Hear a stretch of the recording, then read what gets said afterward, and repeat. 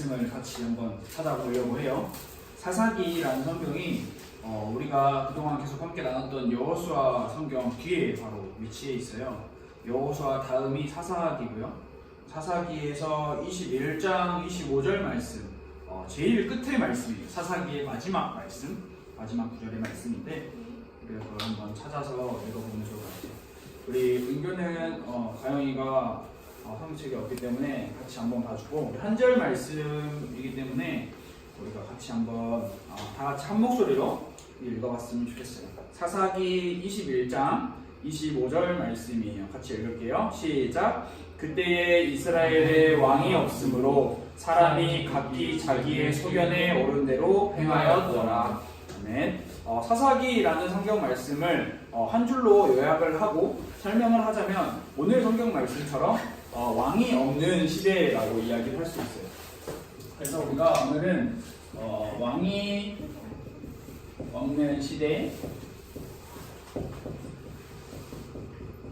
사사기에 대해서 함께 말씀을 나누면 좋겠어요. 사사기는 줄여서 삿이라고 표현이 되고요. 21장 25절 말씀을 함께 나눴으면 좋을 것 같아요. 사사기에 대한 내용을 여러분 혹시 사사기라는 성경 말씀 성경을 원래 이런 성경이 있었구나 혹시 알고 있었어요? 알고 있었어요. 사사기는 사사기 우리가 오늘 읽지 않은 부분이지만 1장 1절에 이렇게 시작해요. 사사기가 어떻게 시작을 하냐면 바로 여호수아가 죽고 이렇게 시작을 해요. 사사기의 배경과 사사기 이야기의 시작이 여호수아가 죽고 나서 시작되는 이야기가 바로 사사기예요. 그리고 결국 끝을 보면은 또한 왕이 없는 시대를 이야기하고 있기 때문에 이스라엘의 첫 번째 왕이 누구였죠? 이스라엘의 첫 번째 왕. 저번에도 한번 퀴즈를 했었는데 이스라엘의 첫 번째 왕이 누구였을까요?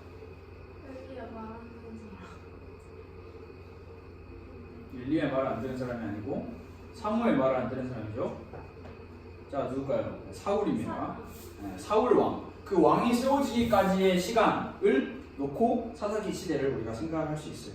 자, 그러면 우리가 이 사사기 할 때 사사기는 어떠한 기록이라는 의미를 가지고 있는 기록이에요. 그러면 이 사사들의 기록을 가지고 있는 성경 말씀이 바로 사사기인데, 이 사사가 어떤 사람이냐, 뭐 하는 사람이냐라고 우리가 이야기를 해봤을 때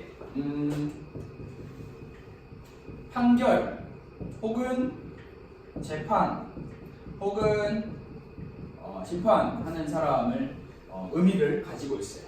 쉽게 요즘 말로 이야기를 하자면 판사 그리고 검사 그리고 변호사 같은 의미로 지금의 의미를 좀 축소되지만 이 당시의 사사는 왕이 없던 시절에 백성들의 지도자의 역할을 하는 어떠한 지도자의 위치에 있던 사람을 가리키고 있어요.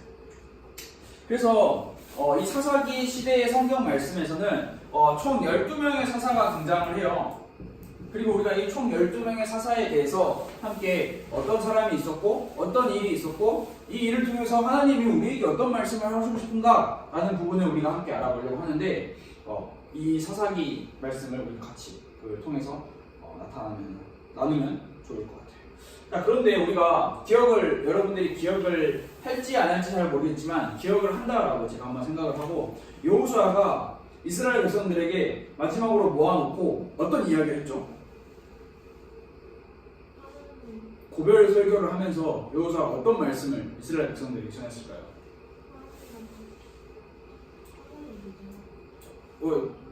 가장 큰 포인트는 너희가 섬길 신을 너희가 스스로 택해라. 즉 너희가 하나님을 섬길지 아니면 가나안 땅의 우상들을 섬길지 너희 스스로 택해라. 그런데 나와 내 집은 여호와만을 섬기겠다. 그 말인즉슨 너희는 너희 마음대로 너희가 섬길 신을 마음대로 하는 게 아니라 너희가 하나님을 섬기고 하나님을 바라보는 신앙을 가졌으면 좋겠다라는 것을 이야기하고 있는 그런 말씀으로 여호수아가 마무리를 하고 이제 하나님의 부르심을 받고 하나님의 곁으로 가죠. 그런데 이 사사기는 한 가지 우리가 명심해야 할 부분이 있어요. 자, 성경에서 나타나고 있는 사사기는 암흑시대예요. 암흑시대라는 말이 무엇이냐면 우리가 살아가고 있는 사회적으로, 육신적으로, 전반적인 부분에 걸쳐서 암흑시대이기도 하지만 왕이 없는 시대이기 때문에, 그런데 이제 영적으로도 사람들 마음으로도 하나님을 섬기지 않고 그 땅에서 같이 함께 살아가는 우상들과의 여러 가지 교류를 나타내고 있는 장면. 그래서 성경에서 말하는 이 사사기는 바로 암흑시대를, 영적인 황폐한 암흑시대를 설명하고 있는 성경이에요.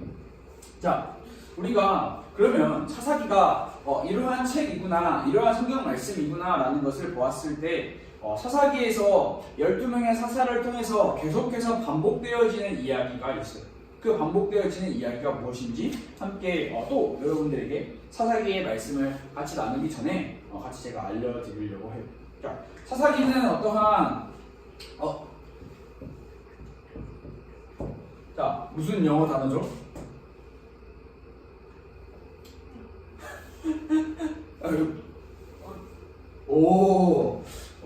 자, 사이클이라는 영어 단어예요. 자, 지금 말해서 계속 순환되어서 반복되어지는 고리를 의미하는 사이클. 자, 이 사사기의 사이클은 그러면 무슨 고리가 있을까? 자, 첫 번째로, 자, 이게, 자, 사람들이 여전히 이스라엘 백성들이 사람들이 살아요. 그런데 이 사람들이, 반역을 저질러요. 즉, 죄를 지어요. 이 죄는 무엇이냐? 그냥 살아가면서 살아가는 사회적인 죄를 말하는 게 아니라 하나님을 섬겨야 하는 이스라엘 백성들이 하나님을 섬기지 않는 죄를 저질러요. 자, 그러면 사람이 죄를 저질렀어. 그러면 하나님께서 진노하세요. 하나님께서 화를 내세요. 그 하나님의 화가 어떠한 결과로 나타나냐면 적들의 공격으로 나타나요. 좀 어려운 말로 하면은 압제라고 할 수 있어요. 적들이 가나안 땅의 수많은 이방 민족들이 이스라엘 백성들을 못 살게 굴어요. 자, 그러면 이 적들이 공격하고 압제를 해요. 그러면 또 반복되는 이 일이 뭐냐면 사람들이 그제서야 그때는 회개를 해요. 회개를 하면서 하나님을 찾아요. 하나님, 우리를 도와주세요. 우리를 살려주세요. 그러면 하나님께서, 또 사랑의 하나님께서 이 이스라엘 백성들의 회개를 들으시고 이제 이때 한 인간을, 지도자를 보내주세요. 리더를 세워주셔서 그들을 구원으로 인도해라. 그들을 이 어려움과 적들의 공격 가운데 있는 압제 속에서 구원해내라 라고 그렇게 보내주세요. 자, 그러면 사사가 찾아올 때 하나님의 명을 받고 온 사사를 통해서 평화가 찾아와요. 이스라엘 땅에 평화가 찾아와요. 평화가 찾아왔어요. 그러면 앞으로 이 평화가 계속 쭉 지속되고 계속 유지되냐? 자, 그렇지도 않아요. 자, 평화가 찾아왔는데 그 평화가 언제 끝날까요? 자, 사람이 다시 죄악을 저지를 때, 그때가 맞아요. 근데 그때가 바로 언제냐? 바로 사사가 죽을 때. 사사가 죽어요. 사사들이 영원히 사는 사람들이 아니기 때문에 분명히 사람을 세워주시는 거기 때문에 사사가 나이가 먹고 어느 정도의 평화가 찾아온 다음에 사사들은 자기 임무를 다하고 자기의 때를 따라 죽어요. 그러면 다시 반복되는 사람들이 다시 반역을 저질러요. 자, 이게 바로 사사기에서 나타나고 있는 사사기에서 아주 흔하게 볼 수 있는 사이클이에요. 원인, 고리. 이게 계속 반복되어져서 나타나요. 자, 그러면 이 사사기에서 이렇게 반복되어져서 나타나고 있는 이 내용을 통해서 하나님께서 무엇을 말씀하고 싶으실까? 왜 하나님께서 그냥 딱 이스라엘 백성들에게 정신 딱 차려서 다시는 반역하지 않게, 다시는 너희가 나만을 섬기고 나만을 찾을 수 있게 하시면 될 텐데 왜 자꾸 계속 이렇게 반복할 수 있는 틈을 주시는 걸까? 자, 그 이유는 분명하게 단 한 가지로 우리가 정리를 할 수 있어요. 즉, 그 말은 무엇이냐면 사사기를 통해서 하나님께서 이스라엘 백성들과 그리고 또 지금 시대를 살아가는 우리들에게 주시는 말씀이 뭐냐면, 자, 내가 너희에게 보내준 이 사사는 사람이다. 근데 그 사람도 평화를 찾아오게 하지만 결국 그 사사는 죽는다. 그러면 내가 너희에게 보내줄 유일한 구원자 메시아가 반드시 존재한다라는 사실을 미리 계속 알려주시는 거예요. 자, 우리의 영원한 구원자, 영원한 사사 누굴까요? 맞아요. 정답이에요. 영원한 사사 예수 그리스도를 이야기하려고 이야기하시는 거예요. 너희에게는 반드시 예수 그리스도가 필요하다. 안 그러면 너희는 계속 이 사이클 안에서 이 고리, 이 순환되는 이 고리 안에서 계속 반복되어서 살아갈 수밖에 없다. 너희에게는 영원한 사사, 인간으로 오신 참 하나님이시자 참 사람이신 영원한 사사 예수 그리스도가 필요하다라는 것을 하나님께서 성경을 통해서 우리에게 말씀을 하고 계시는 거예요. 많은 사람들은 내가 조금 잘 살고 내가 좀 괜찮고 아무 문제가 없는 것처럼 살아가다 보면 자연스럽게 그쪽으로 시선이 쏠리고 그쪽으로 마음과 생각이 마음의 추가 이렇게 옮겨지게 되는 거예요. 그러다 보면 참 신기하게도 마치 하나님이 살아계시지 않는 것 같은 착각을 하게 되는 거고요. 마치 하나님이 살아계시지 않고 나에게 문제가 없는 것 같기 때문에 하나님이 없이도 나는 잘 살 수 있구나라고 착각을 하며 살아가는 거예요. 세상에 많은 사람들은 이러한 생각 속에서 애초에 이 생각조차 하지 않고 살아가지만 위험한 것은, 중요한 것은, 무서운 것은 뭐냐면 교회를 다니고 신앙생활을 하는 기독교인들 또한 하나님이라는 존재에 대해서 내가 살아가는 내 삶과 하나님과를 섬기는 이 신앙생활의 삶을 이렇게 분리해놓고 살아간다는 거예요. 그래서 일요일만 하나님이 계세요. 그 하나님을 만나러 교회에 가요. 근데 나머지 6일의 삶은 내가 잘하고 내 인성, 내 성품, 내 인덕, 내 경제, 내 자리 하나님이 없는 것처럼 살아가는 그런 삶을 살아가고 있는 게 현실의 기독교인들의 수많은 삶입니다. 그런데 우리가 잘 생각해 봅시다. 우리가 너무나 잘 알고 있는 부분이 뭐냐면 인간은 완전한 존재일까요? 인간이 완전한 존재가 아니라는 사실, 가장 첫 번째 단 한 가지로만 증명할 수 있는 존재가 뭐냐면 인간은 반드시 죽죠. 죽음이라는 게 반드시 존재해요. 인간은 결코 완전한 존재가 아니고 나약하고 부족하고 연약한 존재예요. 그 인간에게 하나님께서 하나님의 사랑으로서 친히 찾아오신 게 바로 예수 그리스도를 보내주신 거예요. 지난주에 함께 성탄절 말씀을 통해서 같이 나눴었죠. 우리에게 친히 찾아오신 예수님, 그 예수님께서 유일한 길이 되신 예수님, 우리에게 유일하게 찾아오신 영원한 사사이신 예수님, 분명하게 이야기를 하고 있는 거예요. 그래서 결국은 너희가 이스라엘 백성들에게 말하는 거지만 사실 우리에게 말하는 거나 다름이 없는 거예요. 우리가 신앙생활을 하면서 살아가면서 우리가 반드시 겪어야 되고 우리가 반드시 마주쳐야 할 부분이 있다면, 인간이란 존재에 있어서 나는 나약하고 나는 부족하고 나는 죄인이라는 사실을 본질적으로 바르게 인정을 하고 나에게는 반드시 영원한 사사이신 예수 그리스도가 필요하구나 라는 사실을 깨닫고 그 깨달음 속에서 일요일만, 주일만 교회에 나와서 예배를 드릴 때만 나는 예수님이 필요해요 하면서 살아가는 것이 아니라 매일 우리의 삶 속에서 순간순간 우리의 삶 속에서 예수님이 없으면 살아갈 수 없다라는 고백이 흘러나와야지만 그게 바른 신앙생활을 할 수 있다는 거예요. 우리 마지막으로 한 가지만 같이 이야기를 해볼까요? 자, 바른 신앙이라고 제가 글자를 적었어요.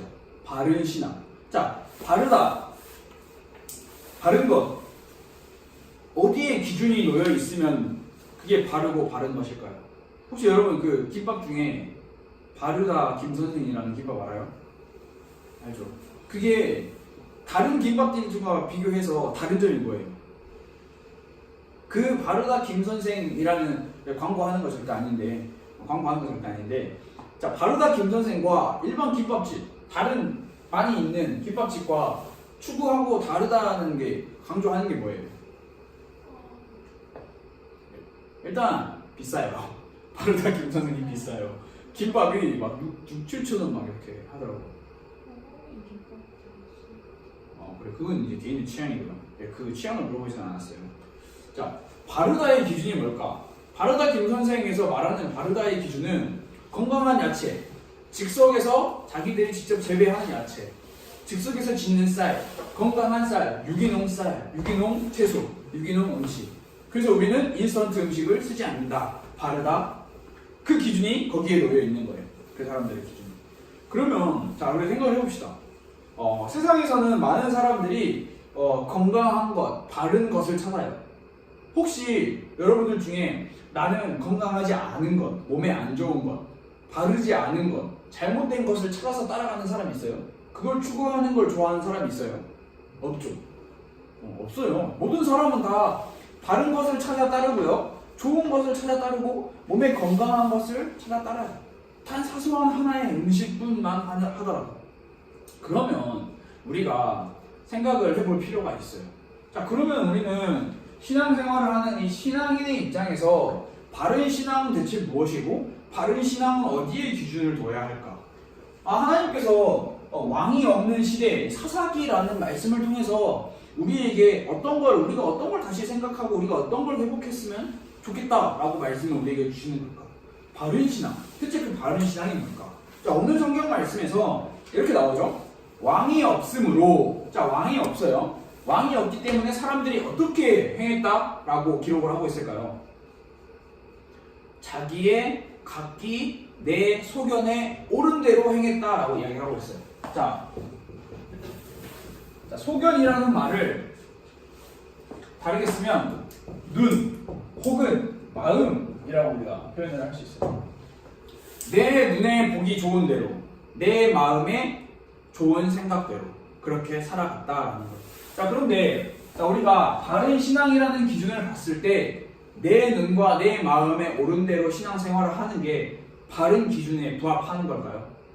바른 기준에, 바른 신앙생활에 있어서 그 기준에 내 눈과 내 마음대로 내가 원하는 대로 살아가는 것이 과연 정답일까요? 우리는 아니다라고 확실하게 말할 수 있어야 돼요. 이건 맞는 것 같은데 라고 하는 그런 착각과 혼란 가운데 빠져버리면 우리는 또한 내 눈에 보기 좋은 대로, 내 마음에 들기 좋은 대로 그렇게 생각하면서 살아가는 거예요. 그래서 우리는 기준이, 바른 신앙의 기준은 내 눈에 좋은 대로, 내 마음에 좋은 대로 하고 살아가는 게 아니에요. 바른 신앙의 기준은 하나님께서 우리에게 주신 말씀, 성경 말씀이 우리의 삶의 기준이 되는. 그래서 성경 말씀이 아니다 하면 아니고 성경 말씀이 맞다 하면 맞는 거예요. 근데 성경 말씀을 제쳐놓고 내 눈에 보기 좋은데 성경 말씀은 아니라고 해. 그래서 성경 말씀은 내 기준이 아니야. 내 눈에 보기 좋아. 내 마음에 이게 더 맞는 것 같아. 그럼 그거대로 해. 그럼 그것은 기준을 어긋난, 이 성경이라는 이 기준을 어긋난 바른 신앙이라고 할 수가 없는 거예요. 마찬가지로 왕이 없는 시대는 그냥 왕이 없다라고 이야기하고 있는 성경 말씀이 아니에요. 사람들이 왕이 없는 시대에 무엇을 말하고 싶냐, 성경이 무엇을 말하고 싶냐, 왕이 없는 시대가 중요한 게 아니라 너네의 마음과 너네의 눈대로 너네가 하고 싶은 대로 하면서 살아가지 않냐라고 이야기를 하고 있는 거예요. 그런데 우리가 생각해볼까요? 정말 왕이 없을까요?